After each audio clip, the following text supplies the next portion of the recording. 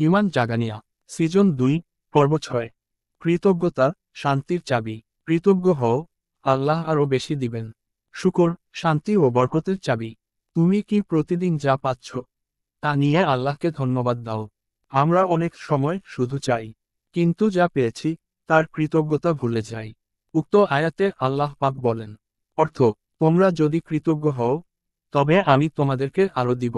হাদিসে এসেছে, যে মানুষের প্রতি কৃতজ্ঞ নয় সে আল্লাহর প্রতিও কৃতজ্ঞ নয়। কৃতজ্ঞতা কাকে বলে? অন্তরে স্বীকার করা, মুখে আল্লাহর প্রশংসা করা, আমলে ভালো কাজ করে তার কৃতজ্ঞতা প্রকাশ করা। কৃতজ্ঞতার ফলাফল রিজিক বৃদ্ধি হয়, অন্তরে শান্তি আসে, আল্লাহর রহমত নেমে আসে, গুনাহ থেকে বাঁচার শক্তি আসে। চিন্তা করে দেখো, তোমার দেহ, পরিবার, নিঃশ্বাস সবই এমন নিয়ামত যা তুমি কিনতে পারো না। দোয়াটি সব সময় পড়ো, হে আল্লাহ, তুমি আমাকে তোমার নিয়ামতের কৃতজ্ঞ বানাও, আমি যেন তোমার প্রতি কখনো অকৃতজ্ঞ না হই। কৃতজ্ঞতা শুধু ভাষায় নয়, জীবন যাপনের মাধ্যমেই তা প্রকাশ পায়।